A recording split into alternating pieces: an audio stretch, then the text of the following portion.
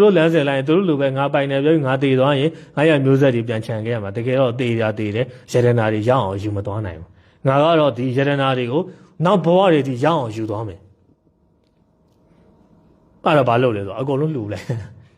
နော်ဒီရတနာတွေကိုနောက်ဘဝတွေရယူလိုက်အကုန်လုံးလဲအကုန်ဘယင်အကြောင်းကြားပြီးတော့ရတနာလိုချင်တဲ့သူတွေကြိုက်တဲ့လောက်ဝင်တယ်နော်ဖော်တော့အခုခေတ်ဆိုရန်နေတော်ဖြစ်ကုန်လားမသိဘူးနော်ကိုတော်တွေဖွင့်ပေးလိုက်တာကြောက်တယ်ဗတယ်များကြီးလိုချင်တဲ့သူလိုတဲ့လောက်တော့ယူသွားတော့အကုန်ပေးလိုက်တာအကုန်တော့ပတ်နကူပြစ်တယ်ဘယ်သူ့ကိုဘလောက်ပေးမနေဘူးသူကကိုတော်တွေအများကြီးချမ်းသာတာရဲတကယ်ရွှေငွေကြောက်တယ်ဗတယ်များကြီးအကုန်ကိုတော်တကားအကုန်ဖွင့်အကုန်လုံးတိုင်းပြည်ကိုကြီးညာပလိုက်တာယူကြပြီးတော့သူကဟိုလိုတောထွက်ပြီးတရားထုတ်တာဟိုဒါရသေးဝေပြီးအာထုတ်တယ်ဇံပင်ညင်နေရတယ်သူ့မိသားရသေးဖြစ်သွားတယ်သူ့မိသားတထေသားကနေသူ့မိသားရသေးဖြစ်တယ်အားလုံးသိပြီးသားဘုန်းတို့ဟိုလိုမြတ်ဒီပေကနာဘုရားထံမှာဗျာဒိတ်ရတယ်ပေါ့နော်ပြောလို့တာကတာမန်နဲ့မတူတဲ့အတွေးဖောက်ထွက်တဲ့အတွေးခေါ်ဆိုအဲ့ဒါပြောတာဖောက်ထွက်တဲ့အတွေးခေါ်ရှိထားရမယ်ဟောလို့မျိုးတမရိုးကြအတွေးနဲ့ကိုအတွေးထဲမှာကိုထောင်ကြမခံနဲ့အတွေးထဲမှာလဲထွက်မနေနဲ့ဖောက်ထွက်တဲ့အတွေးခေါ်ရှိရမယ်ဘုံကအဲ့လိုမျိုးတွေးတယ်အခုလည်းငငယ်တွေကအဲ့လိုတွေးလို့လေဒီလမ်းစဉ်ကိုဘုံရှောက်ခဲ့တာအခုလည်းဒီယောဂီဘုံမေးတယ်အရန်ကောင်းတယ်မေးကုန်ပဲနော်လူပြူဘာသာလောက်တာလူဖြစ်လာခြင်းရည်ရွယ်ချက်ကဘာတော့အခုစီးပွားရှာတာဘာအတွက်ရှာစားဖို့ရှာလားကိုတော့မိသားစုကောင်းမကောင်းခံစားဖို့ပျော်ဖို့ပါဖို့ရှာလားလိုချင်တဲ့ဗရန်ဆိုတဲ့အရာတွေကားကြီးတွေအကောင်းစားကြီးတွေတုံးဆွဲဖို့ဝက်လာအဲ့ဒါတွေဝက်ဖို့လူပြလာလားနာမည်ကြီးဖို့လားအဲ့ဒါတွေကဟုတ်တယ်လို့ထင်ရပြီအဲ့အနှစ်သာရမှာမဟုတ်တာလူပြအနှစ်သာရမှာမဟုတ်တာအရင်နာမည်ကြီးပါတယ်ဆိုတဲ့သူတွေတည်သွားတော့လဲပြီးတာပဲမင်းပြပြပဲဘာမှလည်းလုံးမရနော်တချို့ကမ္ဘာဂင်းနဲ့စံချိန်တွေချိုးပြီးတည်သွားတာတည်တော့လဲတည်ပါတယ်ပြီးတော့လဲဘယ်သူမှလည်းမင်းပြပြပဲဘာမှမဟုတ်ပါဘူးအဲနာမည်ကြီးချင်းမကြီးချင်းဆိုတာလဲအနှစ်သာရဘဝရဲ့အတိတ်ပဲမဟုတ်ပါနော်ဘောရိုးရှင်းစွာနဲ့သူများမတွေးတဲ့အတွေးတွေနဲ့ဖောက်ထွက်တဲ့အတွေးခေါ်တွေနဲ့ဓမ္မတရားဓမ္မအသိဉာဏ်ကိုလူပြည်ရောက်တော့ရအောင်ယူသွားမယ်ဆိုရဲစိတ်ထားရမယ်ဟုတ်လို့တမေရိုးကြဘဝနဲ့ပဲသွားရင်တော့အဲ့ဒီတမေရိုးကြဘဝတွေကတေပြီးမလားမပြီးသေးဘူးနော်အပယ်ကြအောင်ပါအပယ်ရအောင်ပါလောဘနဲ့တေပိတ်တာဖြစ်မယ်ဒေါသနဲ့တေငဲပြီးရောက်မယ်မောဟနဲ့တေဒီဟုတ်လို့တိရစ္ဆာန်ဖြစ်မယ်မိဘဘိုးဘွားတွေလည်းအဲ့အပယ်ရောက်ကုန်ပြီဒီဘဝမှာလည်းတာရည်သမီးရမိသားစုရေစောင်းနေစီးပွားရေးနေတယ်ပဲအချိန်တွေကုန်ပြီးတော့တေမယ်အဲ့ဒီနဲ့ပဲအသက်တွေကြီးပြီးတေမယ်တေပြီးတော့လည်းအပယ်ကြမယ်ဆိုတော့သွားပြီလေမတန်တော့ဘူးလေဘာလို့မှာဒီလမ်းစဉ်ကြီးတော့ထက်လျှောက်ချင်သေးတယ်ဆိုရင်လည်းလျှောက်ကြပေါ့ဘုံတော့အဲ့လိုမျိုးဘဝကြီးကိုဘဝအဲ့လိုမျိုးလုံးဝအဖြစ်မခံနိုင်တာမန်ဘဝတော့တာမန်လူတွေတဲ့အစင်မြင့်တဲ့စာတင်စာကြတရားပြဘုန်းကြီးဘဝနဲ့တော့ကိုဘဝအဆုံးသက်မခံနိုင်ဒါဆိုလူတွေတဲ့အစင်မြင့်တယ်နော်အဲ့ထက်ကိုမြင့်တဲ့တရားထူးရတဲ့ဘဝနဲ့ပဲကိုဘဝအဆုံးသက်မှာအဲ့ဒီအတွက်အချိန်နေမပေးဘူးတောင်တွေ့ရင်လည်းဖြိုသွားမှာဂျိုင်းတွေ့ရင်လည်းဖြည့်သွားမှာပဲငုတ်တွေ့ရင်လည်းတူးသွားမှာပဲစင်ကြပေးမနေနဲ့ကိုလို့ချင်တဲ့အလုပ်ရအောင်လုပ်တောင်တွေးလို့ပါဂျိုင်းတွေးလို့ပါလာမပြောနဲ့ကိုလှုပ်ချင်တဲ့လှုပ်ကိုတေးချာရချင်တယ်ဆိုဖြစ်အောင်လုပ်စင်ကြမပေးနဲ့အချိန်တွေမပေးလို့ဆိုတာလေဘယ်တော့မှတေးရတိပေးမှာမဟုတ်တေးရတိအားမှာမဟုတ်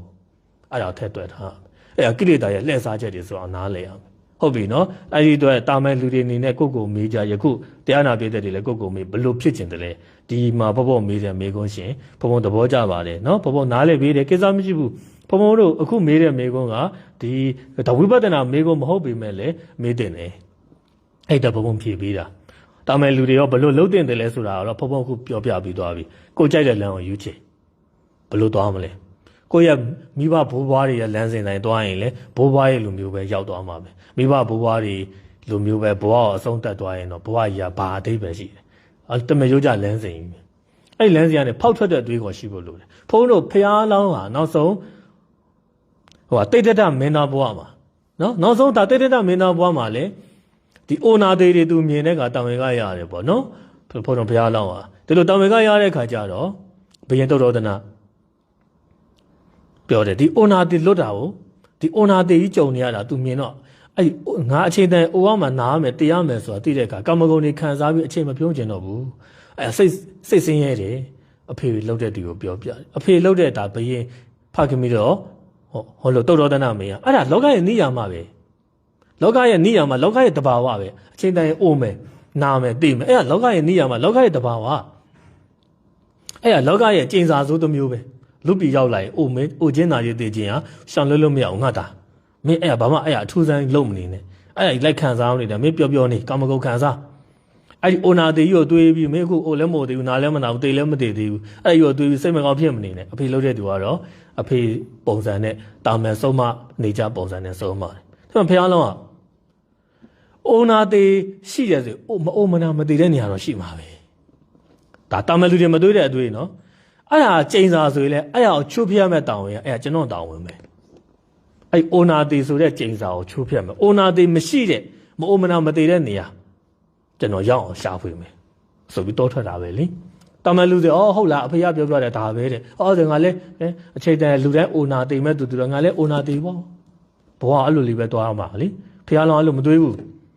အိုနာတေရှိရင်တော့ဒီဒုက္ခမကြုံချင်တော့မအိုမနာမတေတဲ့နေရာတော့ရှိမယ်အဲ့ဒါအောင်ကရောက်အောင်သွားမယ်ရောက်အောင်ရှာဖွေမယ်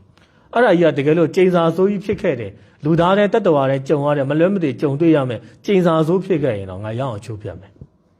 ဖောက်ထွက်တဲ့အတွေးခေါ်ဆိုတာအဲ့ဒါပဲနော်ကိုလည်းတွေးရမှာဒီတိုင်းပဲကိုဘွားကိုအချိန်ကုန်သွားမလားမှန်လဲကြည့်ကြအောင်တချို့စိငယ်သေးတယ်ထင်တာမှန်ကြည့်လိုက်မှငါအသက်တော်တော်ကြီးလာပြီပဲအဲ့လိုရှိမယ်နော်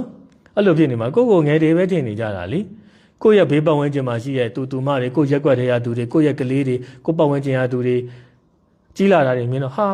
ကြီးလာလိုက်ပြီဒီရွယ်ကြီးတော့ရောက်ပြီလားအဲ့လိုပြောမှကိုယ့်အသက်ကြီးတာကြတော့မေ့နေတာနော်အဲ့သူများတွေကြီးတာအကြီးပြီးတော့လေထွာလာလိုက်တာကြီးလာလိုက်တာဒီကလေးတွေအကြီးမြန်လိုက်တာအထွားမြန်လိုက်တာတဲ့အဲ့ကိုကြတော့ငယ်တယ်ထင်နေတာအဲ့သူများကိုကြည့်တော့ဒီကလေးတွေကအကြီးမြန်အထွားမြန်တယ်ပြောသလိုကိုယ်တိုင်လည်းကြီးလို့ကြီးမှန်မသိဖြစ်နေတာတရက်ပြီးတရက်ဒီအလုပ်တွေပဲလုပ်နေဘုံဘုံဆိုရင်လည်းဒီမှာကြည့်ဘုံဘုံတပတ်ကိုဘုံဘုံစနေတနင်္ဂနွေပဲတရားဟောတယ်ဂျားမှာလည်းဟောရတဲ့အာတက္ကနာပေါ့နော်ဒီစနေတနင်္ဂနွေonline တရားဟောရတော့မှ9ရက်ဆိုတာကဘလို့ကုံတော့မှမသိဘူးဘုံအခုဒါစနေရောက်ပြန်ပြီဟာရောက်ပြီလားနော်စနေရောက်ပြန်ပြီတရားငါဟောရအောင်ပဲညနော်ဒါမြန်မာစံတော်ကျည8နိုင်ငါတရားဟောရအောင်ပဲဟာဒါတရက်ပြီးတရက်ပြတပတ်ကလည်းမကြလိုက်တာအဲ့လိုပေါ့နော်တခါကြီးကြဘောတိတ်နေမကောင်းအလုပ်တွေလည်းများပင်လဲပင်မန်းစိတ်ပင်မန်းစရာကြီးလည်းရှိတော့လေဘောပင်မန်းနဲ့ကဒါတော့နည်းနည်းနားကျင်တာပေါ့နားကျင်ဆိုတော့ဟုတ်လို့ဒီတိုင်းအိတ်ကျင်တာပြောတာမဟုတ်ငြိမ်လေးနေကျင်တယ်တရားလေးမှတ်စာလေးဖက်အဲ့လိုလေးငြိမ်လေးနေကျင်ဒါပေမဲ့ဖုံးကိုကြည့်လိုက်တဲ့အခါကျမှဟာဒီနေ့စနေနေ့ဟာငါဒီနေ့တရားဟောရမှာပါလားဟာပြီးခဲ့တဲ့တနေ့ကုန်နေရမှာဟောရတာစနေတနေ့အခုရောက်ပြန်ပြီစနေတနေ့ကုန်နေဘယ်တော့မှမကြသလိုပဲမြန်တာပြောတာလူတက်တန်းနေလေဟောလို့တစ်ပတ်ပြီးတစ်ပတ်မြန်လိုက်တာနော်ဟောလို့တရက်ပြီးတရက်အခုဒကာသမားတို့လည်းကိုယ့်ကိုတုံးသက်လေဒီလုံရင်းနဲ့ငါဒီရွယ်တော်ရောက်ပြီနော်ကိုယ့်အတက်ကိုပြန်တွေးကြည့်လိုက်ငါမငယ်တော့ဘူးလားတွေးနေနေတာဒါပေမဲ့ကိုယ့်စိတ်တွေတော့ဒီလောက်နော်လူပြည်မှာနှစ်ပေါင်း340နေရတာကြည့်လိုက်ရင်တော့နှစ်ပေါင်း30နှစ်ပေါင်း40အရန်ကြာမယ်ထင်တာတကယ်ကိုယ်နဲ့ဖြတ်တန်းခဲ့လိုက်တော့